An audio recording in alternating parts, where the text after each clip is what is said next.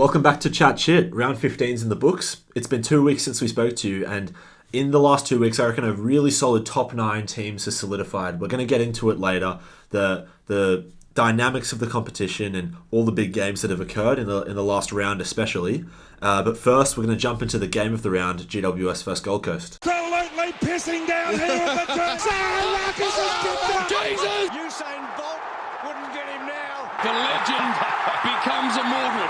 I wasn't able to catch too much of this game. I was able to watch the last quarter, which is when the real comeback happened for GWS. But from what I saw and what I've heard on other podcasts and talk shows, was with Tom Green's, I think it was career high 16 clearances. Mm-hmm. Gold Coast were extremely dominant early in the middle. Tuke Miller, Noah Anderson had a ridiculous game, 2 goals and 42 disposals. I'm sure he's going to be mentioned in our top 5 players. Yep.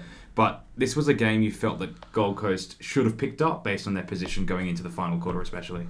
Yeah, so you had Gold Coast dominating the clearance basically throughout the whole game, and Tom Green was just a one-man wrecking ball for the GWS midfield. And not just in the contest, but leading their attack too. He scored a goal, had 7 score involvements, 2 behinds. He had a few shots on goal, but he really was everywhere. It was a phenomenal performance, and you just wonder where it slipped through the Gold Coast's hands. They were up 25-0 very early. I was texting Aiden saying this is a great result for the Swans. There are a couple of teams that we need to fade off if Swans want to make a charge at finals, and one of those teams is GWS, but fair play to them. They got across the line. Aaron Cadman with a couple of really big moments in the fourth quarter, and I think it's fair to say that this was the best expansion match ever. Cup. Yep, best ever expansion cup that I've seen. Well, yeah, it was a great game. I think what's interesting is if you look at score involvements, GWS had the top 7 players in score involvements. So, I mean, shows they really shared the ball around. Gold Coast, yeah, sorry. Yeah. Gold Coast had the top 7 players for score involvements, and then Finn Callaghan after that. But is it just that culture of not being able to get it over the line, or was it GWS talent? Well, one thing was that Gold Coast, I believe, had a significant wins in clearances and inside 50s. GWS were more accurate in front of goal and more efficient going inside 50, creating scores when they went inside 50. So Gold Coast didn't make the most of their chances, which happened with I don't know if we'll talk about it later, but happened with the Swans as well. But Swans were still able to get across the line. Gold Coast had a more resistant opponent, and GWS were able to find a way. Let's jump into the top 5 players of the round. There were some seriously special performances this round. Really tough to pick a top 5. And in saying that, I've got Noah Anderson at 5th place, and he had 2 goals, 42 disposals at 73%. With 15 score involvements. 15 score involvements. It's a seriously special game, but I think there were a few guys this round that just had a slightly better performance than him. Yeah, I think if Gold Coast get across the line, we view Noah Anderson's performance as a performance there as one of the best of the year. Yeah. I have him at number 4. He was really fantastic. At number 5, I've got Caleb Sarong. Yeah. What a performance against Essendon. Essendon have not been strong recently. They've honestly been quite weak. But Caleb Sarong took full advantage, and I think it's fair to say that as Fremantle's form has risen, it's gone side by side with Caleb Sarong rising and leading them. Him and Brayshaw have just been huge in the midfield all year, but now they're at their very best. Sarong with 2 goals and 35. 10 inside 50s and 7 clearances. I like to think about what Dacos's numbers would be if he didn't cop a tag. And he's my number 4 because Windhager tagged Bontempelli completely out of the game for a career low game last week when the Bulldogs played St Kilda. And Dacos absolutely smashed the tag to the point where I think Windhager copped a fine today, which was a bit interesting for the gut punch. Yeah. He had those knee to the back of the hamstring. There were hits all over the ground. I thought the gut punch was open hand and quite standard. Yeah, no, I didn't agree with the fine. Yeah. That was interesting, but anyone who cops a tag that hard and beat it and put up those numbers is going to be in my top 5 every round of the week. Yeah, I was thinking, I mean, it's a strategically good thing to do to tag Nick Dacos hard every single week, and that's going to happen for the entire rest of his peak of his career. Yeah. And it's a little bit sad for supporters because as much as I don't like Collingwood and whatever, we're not gonna be able to see Nick Dacos in full flow, what he could really do, because the tag's just always going to be there. The hype is so high on him. There are certain players that can just put up ridiculous numbers every week because they just don't cop that same attention that Nick Dacos does. But yeah, he's going to have to fight through it. A goal, 39 scoring involvements, 2 goal assists. It was against one of the best taggers in the league, and that was a seriously hard tag. Yeah. My number 3 for this week, we just mentioned Tom Green. It was not precise with the ball. There was nothing fancy about it. It was just head down, winning the ball, 16 clearances, gets his team across the line. I like it. He almost made my top 5. I had a bit of defender appreciation at number 3. I had the great wall of Harris Andrews. Yeah. Yep. He's been a touch off his best this season, but was right back at it against Geelong. With Brisbane quite undersized with Jack Payne being out, he was a really dominant force in the air and was comfortably best on ground for me in that game. I was devastated to not put Harris Andrews in. I also found it very hard to make my top 5. At number 2, I'm going to assume we have the same top 2. I've got Luke Jackson at 2. I don't know about your order, but Luke Jackson at 2, and I honestly thought he could have been 1 here. We all know who number 1's going to be if you've just watched that round of football. But Luke Jackson this was a different kind of performance. He had 48 hitouts to Vicentini's 17. Obviously, this is a very young and inexperienced ruckman that he's up against, and Luke Jackson showed the difference between the best and a rookie ruckman. 3 goals, 21, led Fremantle in contested possessions, led the entire game in score involvements, completely dominated the hitouts, went at 85% with the ball, 10 clearances as well. Like, he just gets it done on the ground, and it was as dominant a ruck performance as you'll see. Well, my note here, I Jackson at 2 as well. I said would be number 1 any other round if it wasn't for the bot. That's how good his performance was, and I'm not sure what Sean Darcy thought watching that game, but I don't think you can give him a look. Yeah, one of the very top moments this year was when they were trying Darcy and Jackson together a couple of weeks ago, and you had a centre bounce of Sean Darcy rucking and then Sarong, Brayshaw and Luke Jackson roving. Because he's that good with his foot skills, he's that agile and skillful. So he's a special kind of ruckman, very unique, and he was phenomenal this week. Do you want to tell us about your number 1? Well, that's what happens when you let Marcus Bontempelli run around unopposed. And I know Richmond are a team that are building, and they're going to take quite a few years to really get where they want to be. But to let a guy of his quality, and they let them all run around. There was no tags going on, nothing on Ed Richards, nothing on Bontempelli. But what he could do when he got out the back of stoppage, and he's able to pick out targets, 4 goal assists, and people don't lead for him. His kicks force people to lead into the space. There were a couple in that game where the players are... the Riley West one. The Riley West one, 100% across the body, where he kicks it into that perfect space where the defender's not going to be able to spoil it, and he's forcing the attacker to lead onto the ball. On top of that, 3 goals, 36, 12 score involvements at 83%. Yep. For me and for many others, the best player in the league, and started the season sore with some injury, and you'd love to see him back at absolute full flight. He's still the best player in the league, and it's just a pleasure to watch when he's playing like that. I don't have anything to add on top of what you said just then. We're going to jump into the next segment, and it's a new segment called Footy Tinder. Alright? So, we all know how Tinder works. You swipe left and you swipe right. I'm going to say something. If you agree, you swipe right. You can give a small explanation if you want to. If you disagree, you swipe left. Okay? It's just going to be a statement. Okay. Number 1, Nick Dacos will win the Brownlow medal. This year? Left. Number 2, Gold Coast will play their first ever final this year. Oh. Interesting one. I'll give a little bit of explanation. There's a very clear top 9 at the moment. You can see it on the ladder and in how the teams are playing. The Swans are kind of back now, and they'll be the only team, I reckon, that can make a charge towards that 9 teams, but someone's got to miss out, and I'm worried it's going to be Gold Coast. What does that mean for the club? I mean, we talked on the weekend, if Gold Coast don't make the top 8, you just got to pack it in. I mean... just get Tassie to replace them, we can stay 18 That's teams. what I was going to say. We don't want the team on the bye every week when Tassie come in. I think his finals. With this list, with Damien Hardwick as the coach, this leadership group, if they're not making finals this year... Sack it. 100%. I'm going to swipe right in pure hope. Okay, I like it. Hawthorn, a genuine top 4 contenders in 2025. Swipe right. I think they absolutely are. I think the only weakness for them the biggest weakness for them is their contest work and their clearance winning.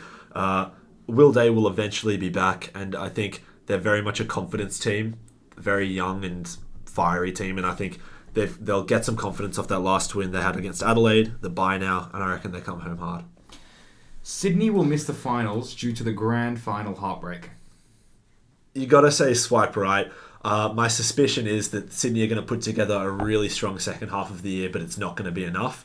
With some of the guys that are back now, Papley, Goulden, Mills, Cunningham, these are some of our most important players, especially Papley, Mills, Goulden.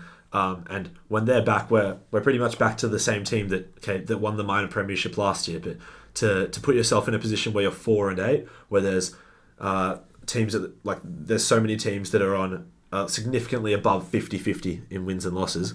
So you're going to need a lot more than 12 or 13 wins to make finals. We've put ourselves in a tough position. If top spot is locked for Collingwood, should they rest veterans for the finals? For the finals? For the finals. If they've locked up top spot, or do you want to continue to get minutes in the legs? Yeah, I think I'm very confident that they'll do some level of resting if they've locked up top place. Or even if they've locked up one or two, a home prelim, then I think they should and they will. People won't like it, but I think they will. Swipe right. In a year's time, Sam Darcy will be the best player in the league. Swipe right. If he's healthy, I've not seen a key forward as promising as this since Buddy Franklin. He's the most exciting key forward since Buddy. And he is very different. He's a very different kind of forward. I'm making the Buddy comparison because he's that special that it deserves that comparison. Buddy Franklin couldn't really take a contested mark as well as the average key forward, but he was so skillful on the ground and he was as good a field kick as any midfielder in the competition. So creative and athletic. Sam Darcy seems to have a lot of those aspects, and he's also the best mark in the league by a country mile. And how clean is he on the ground as well? Yeah, for being exactly. that tall, he's a freak. Yeah, I think it's without a doubt he's the best mark in the league, and he's just so skillful on the ground as well, and with his hands. I think he'll be the best. He could very well be the best player in a year's time. I like it. We got 3 more. Now, Marcus Bontempelli is just going to meet the criteria for All-Australian, right? If he plays the remaining games. They have lowered it to 16 games. If he plays the remaining number of games, he'll hit 17 games. Should Marcus Bontempelli be the All-Australian captain? I'm going to say no, because when I think of the Australian captain, I like to reward a player who is leading a team to overachieve or a team to do something quite special. So I would argue that the All-Australian captain could be someone like if Darcy Moore has a great back half of the year and makes it as the All-Australian fullback, or potentially someone like Nick Dacos, or if you're going with someone more experienced, a Dane Zorko if he makes it again, or Jeremy Cameron, someone on a team that has done a great job leading their team. But pretty special considering he's played almost half the games as everyone else, and he's probably a lock for All-Australian already. Definitely. Zach Merritt should leave the Bombers. Should?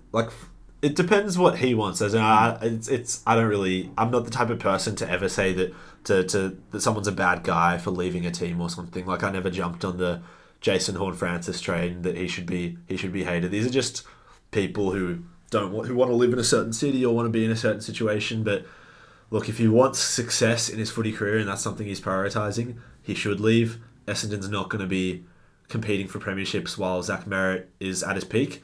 But I think he really values loyalty. He values the leadership position he has at that club.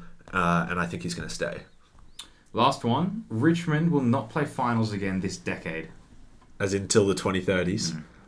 100% swipe right. I can't see it happening. Okay, I can't see them making finals. Let us know what you think of the Footy Tinder. It's actually quite fun to make the segment. Yep. We'll move straight into hits and misses. I'm very excited for this hit. There was a hit a few weeks ago where I said that this is the round of the small forward, and it was kind of been the year of the small forward. Oh, I know now, where this is going. It's the year of the ruckman, really, and this was absolutely the round of the ruckman. I just wanted to... So you've got the two guys that are competing for the All-Australian spot, Max Gawn and Tristan Xerri, two absolute physical beasts. But there were 5 other ruckmen this week that were arguably best on ground in their respective games. You had Luke Jackson, who we've talked about. You had Picked up the 10 coaches' votes. Picked up the 10 coaches' votes. You got Darcy Cameron. Picked up the 10 coaches' votes. Was just amazing, and I think he's just fantastic. You had Brodie Grundy. Picked up the 9 coaches' votes with Heaney at 9. Yep, I love it. He knows it all off by heart. But Brodie Grundy has been mercurial over the last 4 to 6 weeks. He's been the Swans' best player, keeping them afloat.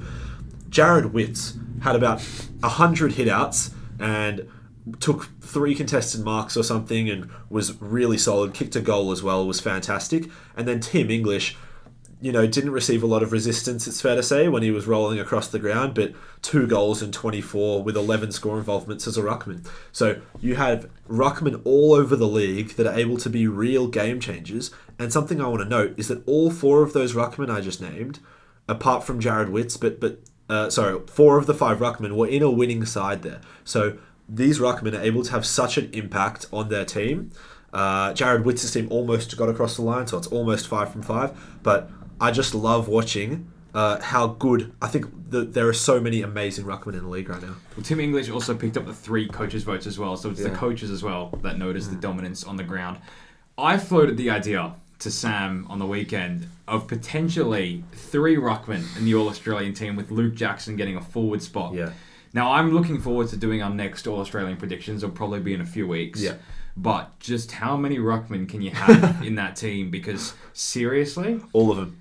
Sherry almost has to be there. Yeah. You think Gawn, if they both continue, they almost have to be there. If Luke Jackson continues putting up the numbers that he has, you can't leave him out. Yeah. If they leave Luke Jackson out, it would be because there's a part of the year where he missed a couple of games, and there was a part of the year where he's doing dual rucking.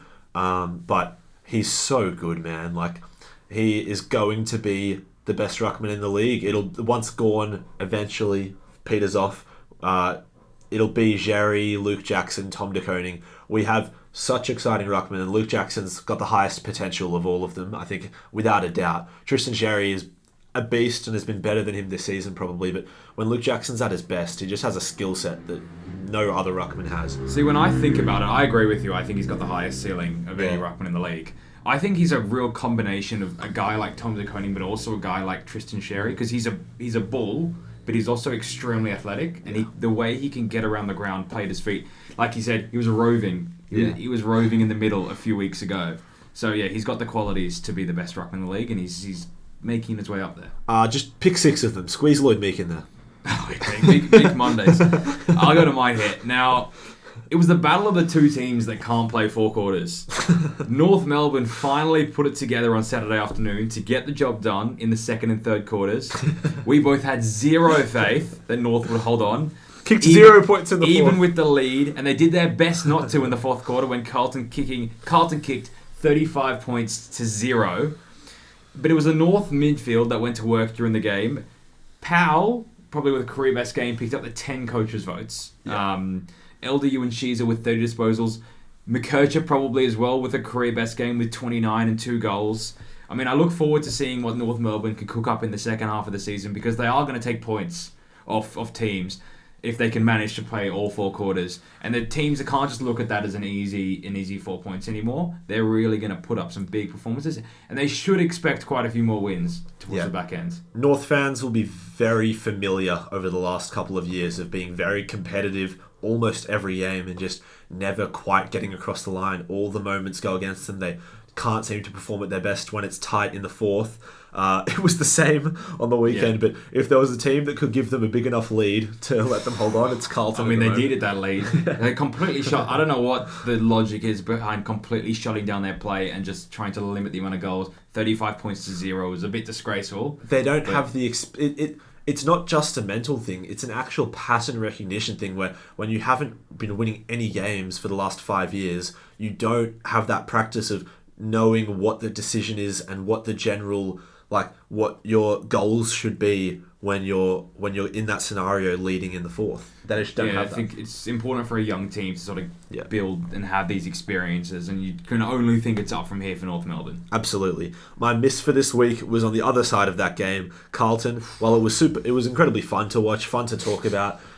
This is a big low for Carlton. You've had Cripps talking in the media today, talking about how they're going to stick tight. you've got Voss's position as coach under question, which serious pressure. Yeah, I never want to. Actually, we don't have viewers, so I'm not the reason he gets fired. But since the start of last year, I've been saying I don't think it's smart for Voss to be the coach of a team that wants to be contending for premierships, because he's not coaching them in a way that's consistently winning football. He might be a great motivator, like I always say. They seem to always talk him up as a phenomenal coach to talk to and to motivate them to play hard. I think Carlton always seem to be playing hard, but they seem to have a really bad system. They don't seem to be deep, because I don't think the players. I don't think he gets the best out of them in their positions and strategically. So I think Voss probably should get fired if Carlton want to win a premiership. Because for this list that has so much talent on it, I know that they don't have the strongest bottom six in their 22, but they have a lot of talent and it's being wasted at the moment. Would you say season over for Carlton? They are in 10th, tied on points with the Swans. I'd comfortably say season over, yeah. Now, I've had it with the amount of bye rounds we have in the season. I'm not sure what you think, but I'd absolutely prefer just 2 big bye rounds, round 12, round 13, instead of byes from round 12 through to round 16. Yep. It's too many weeks without footy, without enough footy for me. Should be 2 weeks, thanks for coming. Move on to the second half of the year. And I know it's probably a TV rights thing. You have to show a certain amount of games. But to have the 4 teams or the 2 teams on a bye every single round from round 12 to round 16, having a few games every week, I've had it now. I have an even more radical proposition. Okay. 1 bye week. 1 bye week. In the middle, everyone has a bye, and you consider other sports, like you consider a sport like a league like the NBA. They have basically they just play every bloody 2 days for 7 months, and then they have a bye round where they have an all-star break, and it's all about promoting the league, promoting the sport, promoting the superstars, and they have all these events for 1 week. And I guess the downside is that players in the AFL would be involved in a round like that wouldn't have a break, wouldn't have time to go away with the family or anything like that. So there is a downside to that, but even if you're not having a whole load of events and everything, maybe just 1 bye week where everyone has a bye and then you're back for next week. I'm all for that. Bring back AFL State of Origin. But true. No, I'm so around less bye rounds. I've had it with the 5 bye rounds that we currently have. We'll move straight into the next segment in the Footy Pyramid. Now, it's been 2 weeks since we've done the pyramid. There's a couple changes. We have 2 outs. Sam Taylor's out of the pyramid. I wouldn't say he's not in the best 15, but the fact is he's going to be injured for the next, I think, minimum is 6 weeks. And Martin is out of the pyramid. Has had a quiet couple weeks, and I think there's a couple guys, and you're going to agree with me in a second, who are having better few weeks than him. I'm with you. Not easy to be in the 15. Coming into the pyramid is Luke Jackson. He's had a serious few weeks, especially the last 5 or 6 weeks. He's just putting up crazy numbers. Freo is starting to get on a roll, winning games, and I think he deserves to be in the top 15 players. And Sam Darcy, I'm going to bring into the pyramid. Oh, yeah. I know he's just come off his injury, and I'm just going to do it. I'm going to go early because he's going to continue to score goals, and he's going to be in the pyramid soon. And I think right now, for me, comfortably, top 15 players in the league. And like you said, you swiped right on him being the best player in the league in a year's time. He's going to be in my pyramid. Staying in the pyramid, Jordan Dawson on the bye. Max Holmes had a pretty good performance, all things considered, against Brisbane. And Hugh McCluggage had quite a good performance against Geelong in that game. Moving into the 4th tier, Dacos is going to hold his spot. Tristan Sherry is going to move down. He's had a week, a couple of weeks. Yeah, he had a week, a couple of weeks, but I think it's really tough to maintain yourself in the top 6 players in the competition, and you're going to see who replaced him. Yeah.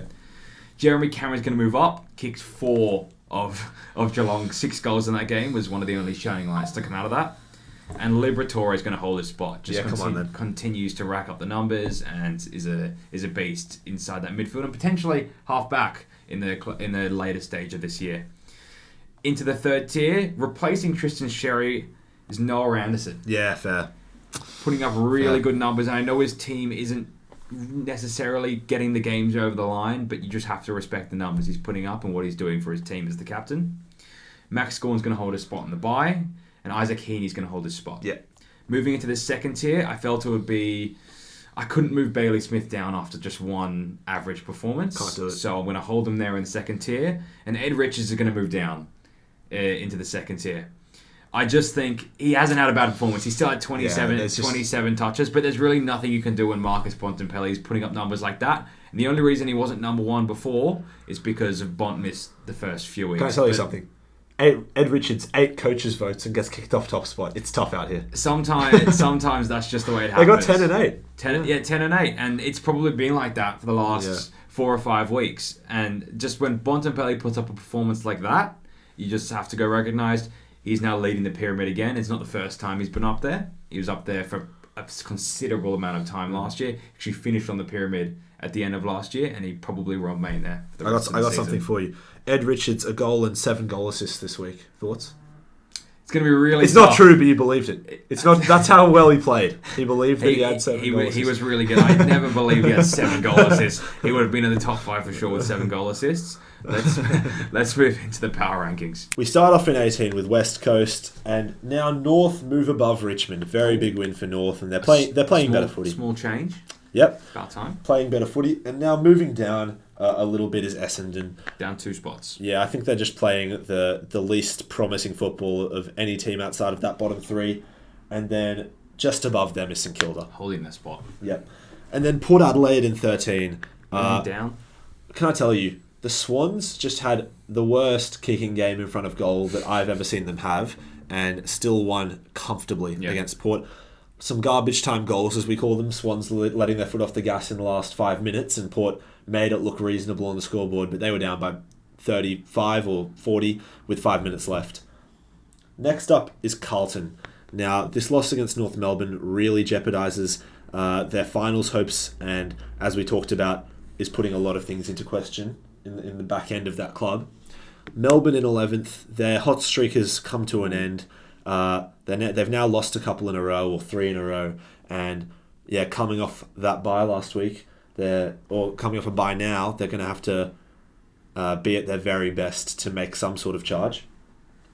Now, the way I'm going to justify Sydney being put at 10 here, up 5 spots. Up 5 spots is that there's a very clear top 9 here. And I think the Swans are the only team that has a realistic chance to challenge that top 9 for a final spot and play as good footy as that top 9. With the players that are back now, as I mentioned earlier, the Swans are that team that could make a ruckus. Should we talk about the Swans now? Yeah, let's talk about it. We haven't had a chance to talk about them at all. Yeah. But, I mean, with the play, you saw Errol Goulden still looked a bit rusty, but when he has the ball, you're so confident the Swans are actually going to keep the ball.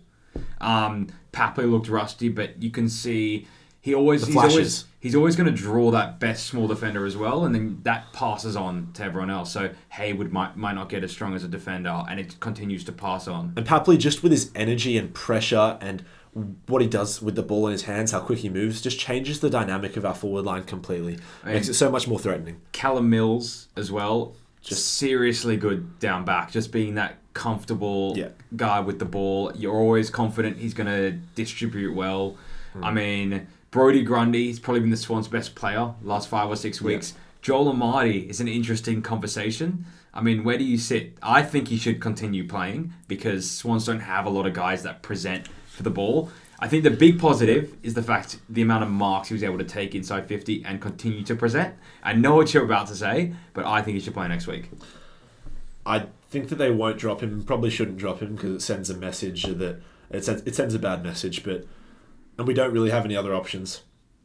But yeah, it really disappointed me, that Joel Amartey performance, because his head dropped, and I would have loved to have seen like some mental fortitude and to see him, tries at least show us that he's really trying to battle it. He seemed resigned.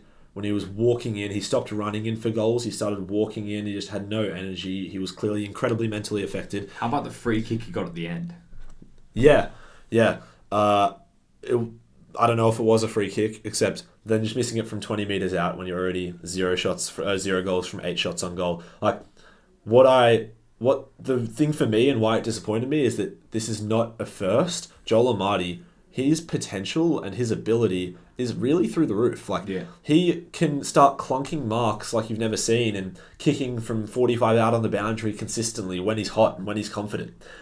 We've seen him have 2 games like that where he looks like the best key forward on the ground, and that's The initial Almaty Party game where he kicked 5 in one of his first games, and then did nothing for a while because he just loses his... If he doesn't start the game super hot, he doesn't have that confidence, doesn't play as well. And then he had that 9-goal game and has really done nothing since then. And what that shows me is that when everything's not going perfectly for him, he's not able to play at his best. I really want that to change because out of all those Swans key forwards, he's the one that really could be a strong target man. Will be really interesting what happens when he has his first set shot against the Dogs on Friday night. Yeah. If he kicks it, great. I think he's going to forget about everything last week. But if he misses and misses badly, his confidence gone the entire game, and you're just going to be struggle to find that back. Yeah, and why it's so important. Yeah, why it's so important is that the Swans are very strong everywhere when they're fully fit, apart from that key forward position, and so it's going to be important that someone can show that they can be strong in that position. But moving on now, number 9, and this felt so weird. I was making this and I was battling because you got 9 teams that are all sort of playing like a top 4 or 5 team. So this is going to feel weird, but I've got Gold Coast at 9. Moving down 4 spots. So the last couple of weeks has been a bye for them, and then this loss to GWS. And the thing is, this 9 teams, they're all playing strong football. None of them are really dropping off in form. And so teams have got to sit at 9 and 8. And the other team sitting at 8 with 2 huge wins the last 2 weeks is the Bulldogs. And they drop a spot, don't they? They drop a spot with 2 huge wins, which is so weird because you've got a couple other teams that I'm about to mention who have been taking huge scalps. Whereas the Bulldogs, they can only deal with what's in front of them, and they've done a great job. But I'm going based on vibe here, and you've got teams taking huge scalps while Bulldogs have struggled this season against the better teams. Next up is Hawthorn. Now, they had a bye this week. Yep, dropping a spot. They had a bye this week, and then the week before, were very lucky to get across the line against Adelaide due to Adelaide's very... If the Swans was the worst goal-kicking performance this year, Adelaide a couple of weeks ago was the second worst. And so Hawthorn really were lucky to get across the line a couple of weeks ago. The third lowest winning score in Hawthorn's history. How about that for a niche stat? 47 points. Fremantle in 6th. 5 wins in a row. Sarong and Jackson, the most dynamic duo in the comp right now, in the middle of the ground. And they're looking very hard to stop right now. Feeling so happy with what I said at the start of the year. Picked them for the top 4. Oh, if I get the top 4 perfectly right. Oh no, I think I said Swans. If I get Fremantle right, that they make the top 4, I'm a genius. Because people were not picking them to make the 8. There's a really interesting game they have coming up against St Kilda, where they had probably all of them almost had career worst games against St Kilda and got absolutely battered. Yeah, so. I think if there's a mental state that they could be in to turn that around, it's right now. Because they're playing so well.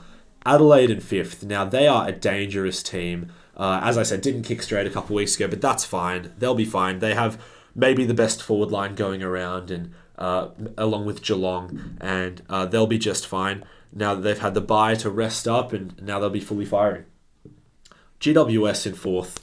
Moving up 5 spots. Moving up 5 spots. They've taken, and when you talk about huge scalps, this is the team I'm talking about. A ridiculous comeback against Gold Coast this week, and then last week beating Brisbane at the Gabba. They're showing that they are really, really back and going to compete for a top 4 spot. And I said I wouldn't say the word tsunami, so I'm not going to say it, but I just said it. But GWS are playing quality football right now. Then for me, this is quite a clear top 3.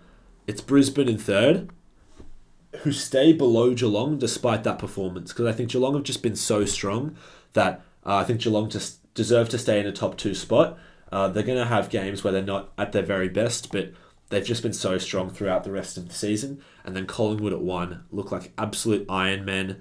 They're just going to be so hard to topple. I see them winning it all.